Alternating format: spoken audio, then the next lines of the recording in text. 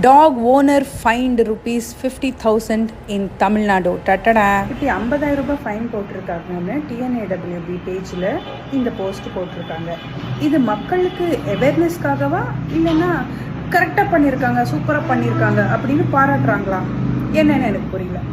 GCC ஒருத்தங்களுடைய bed dog register பண்ணலை, leash போடலை அப்படின்றதுக்காக 50,000 ரூபாய் ஃபைன் போட்ட நீங்கள் உங்களோட சொந்த பவுண்ட்ஸில் ஸ்டெரிலைசேஷன் என்ற பேரில் நாய்களை சாவடிக்கிறீங்களே, அப்போ அது மர்டர் கீழே தானே வரும்.